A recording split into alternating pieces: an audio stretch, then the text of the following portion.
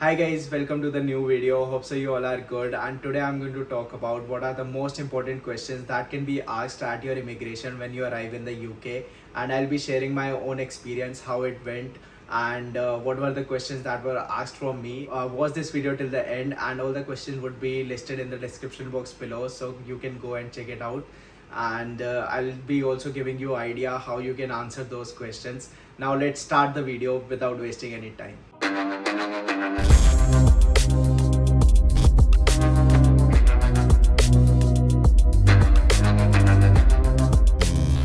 So guys, first of all, I'll tell you my own experience. I landed at Manchester airport. It was around 6 in the morning, and I was like really nervous about the immigration process because before coming to UK, I saw too many videos on YouTube, like, and those creators were so negative. They were saying like it is really hard to cross immigration, and they ask difficult questions. They can deport you and all that. Like, I didn't find even one video saying like it is easy and these are the questions, important questions and all. So guys, I would like to suggest don't see those videos. They are really negative, and in real life it doesn't happen like that.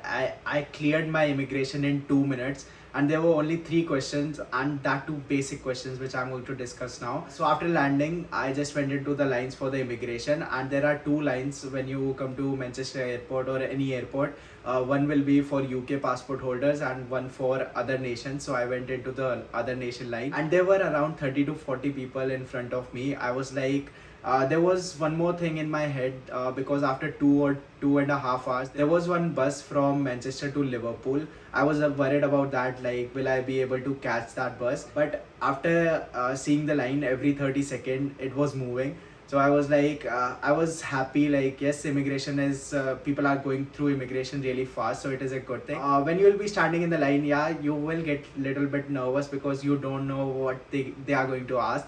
But if you are well prepared and you are confident enough, you know about your course, your university, and why you are here, and all those questions, if your documents are sorted, so you will be good to go. And one more major thing is keep your documents packed with you. Do not keep it in your luggage, because at the immigration you will be needing your documents, and they can ask any documents, for example, your cash letter, your accommodation letter. So keep in mind, like, you have all the documents with yourself. So when my turn came, there was officer sitting in front of me. I just went there and greeted him like, good morning sir. So he replied me with good morning, and he asked me my name. I was like, my name is SHONAK, and he asked me my passport. I gave him the passport, and he just saw the stamp, because the stamp which we get from the VFS Global.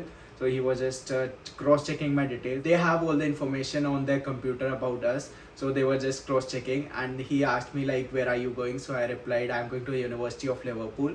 And the second question he asked me was, what is your course? I replied him like, my course is international business. And the third question was like, how you are funding your studies? So I was like, it is self-funded.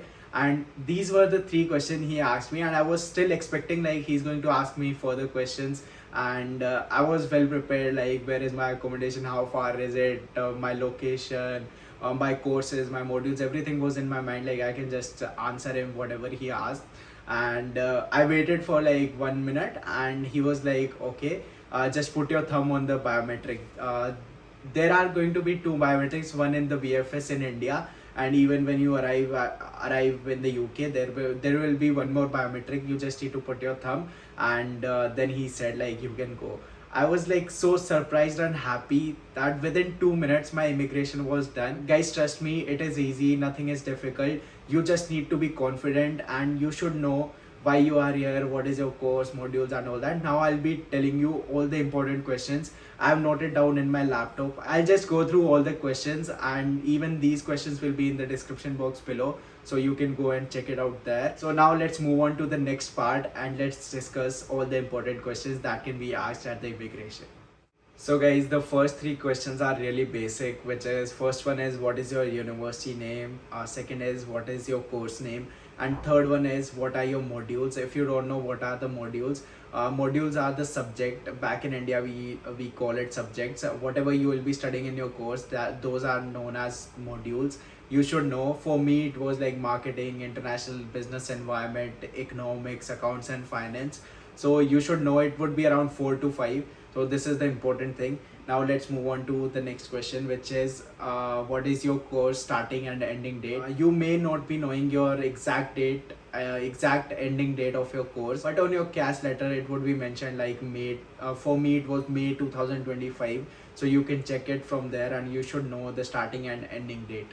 Now the next question is, why did you choose the university? So it really depends on the person, like where he is going, and you will be needing to frame that answer according to that. I wanted to study there. You should know the QS World ranking, and you should know about the university, how it is. Like, do you like the facilities? Do you like the city? In my case, I'm in the University of Liverpool, so I framed my answer like University of Liverpool is the part of Russell Group universities, and even I love the Liverpool city. As it is really lively, and also I framed it like that, it is prestigious. Like, you should have the well structured answer, so it's better, and you will be knowing more about your own university, so frame it like that. And now let's move on to our next question, which is who has funded you? There are only two funds, which is like self-funded or it is loan. It can also be the third thing, like if you have the scholarship, if you have got the scholarship, you can even tell that like some of the people get like entire scholarship, so you can just mention in whichever category you are, if you have taken the loan or self fund or if it is scholarship. Now let's move on to the next question, which is what does your father do? Guys, I would say never lie in any questions they are asking, because the immigration officer has all the information about you. So guys, just tell the truth, like if he is a businessman, if he is doing the job and all, so just tell that. Now let's move on to our next question, which is why did you come to UK? And this is the most important question, I would say. So guys, these kind of questions are asked by immigration officers when they think, like when they have doubt, will he be able to speak, and how he is in communicating the things. So that time these kind of answers need some time to explain. Now I'll tell you how to frame this answer. First of all, you can say that UK is known for higher education, like it has world class education system, and even from entire world students come to study here. And in the between you can talk about like, I want to gain experience, I want to get the exposure, and at the last of the answer you should mention that after gaining all this experience, I want to go back to my home country and I want to do my business, I want to do jobs and all. So never say like you are going to stay here and your plan is like getting the PR of UK. Even if you have the plan, that kind of plan, but never say to immigration officer. So this can be a negative point. So it's better to avoid and just say like you will be returning back to your home country. Now let's move on to our next question, which is where are you going to live?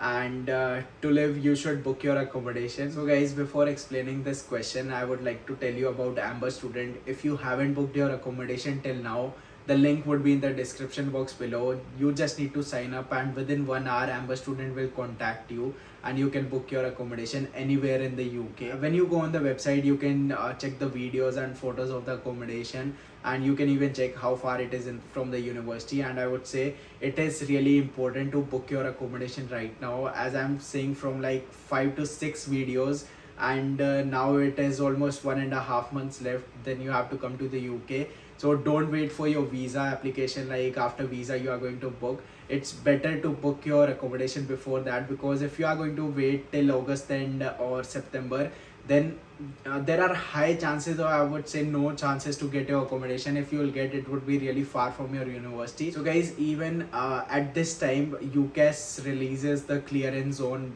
when they have the clearance vacant applications. So that time more students sign up and they will be booking the accommodation. So it's better to book your accommodation as soon as possible. The link would be in the description box below, so go and sign up there.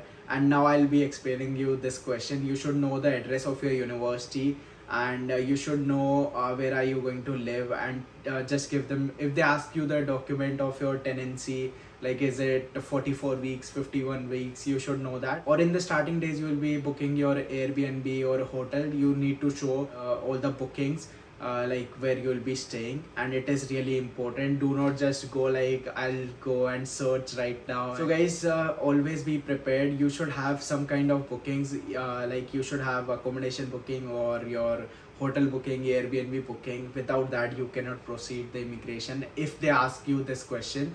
And this is really important, so keep this in mind. Next question is, what is the address of your accommodation and university? You should know all the postcodes, and I remembered everything, even for my accommodation, for my university. And you should even know like how you are going to go from your airport, from the airport to your accommodation.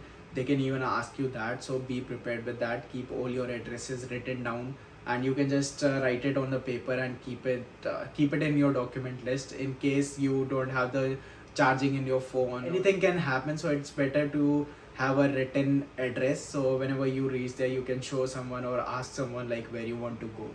So the next question is, do you know someone in UK? So guys, this question is something like you should avoid. Even if you know, like if you know any friend, you have any family member, so you can just say like, I don't know anyone in the UK and I'm the first person coming here. So it's better not to say, because if you'll say like my friend lives here, my family member lives here, so that will create sub questions. They can ask where do they live, what do they do, and that kind of question. So it's better to avoid. And if you want to say, that is also okay, but you should know where are they and what they are doing, all that stuff. So now let's move on to the next question, which is, what are your future plans? And this is the similar question like, why did you come to UK? It should not sound like you are going to stay in the UK. Rest everything is fine. You can tell what is your future plan, like you want to gain the experience, world-class education from the top universities, and want to work here, want to get the work experience. And then at the end you can say like, I'll be going to my home country and I'll do my own business, jobs, and whatever you feel like. But never say like you are going to stay in the UK. And guys, these were all the questions. I would just say it is not difficult. And in the YouTube videos people say too many things like they are going to deport you, or immigration officer is not that good, they are not good in nature wise and all that. It is totally false. I don't like that kind of content when people misguide you. So this is the genuine video. I've given my own experience, I told you the most important questions, and I even suggested you how you should answer these questions. And all the questions will be in the description box below. If you have liked it, please share to all those people who are coming to the UK, because I want to help everyone. When I was coming to the UK, there were no such video creator, because I also had many doubts. So I'm trying to fill that gap. Like I want to help as many students as I can. So please help me with this. Like you just need to share the video. So it would be really helpful for me that everyone gets to know the information, how the immigration is going to happen and what they can expect from the immigration. So this was from the video. And at the end, just one thing, like all the best to everyone. Everything will be done, your visa process, your immigration, and hope to see you in the UK someday. So guys, that's it in the video. As I mentioned about the accommodation, the link would be in the description box below. Just sign up there and book your accommodation as soon as possible. And I'll see you in the next video. Till that time, take care. Bye bye guys. You're never gonna make it, you're not good enough. There's a million other people with the same stuff. You really think you're different? Man, you must be kidding. Think you're gonna hit it, but you just don't get it. It's impossible, it's not probable, you're irresponsible. Too many obstacles, you gotta stop it, yo. You gotta take it slow, you can't be a pro. Don't waste your time no more. Who the fuck are you to tell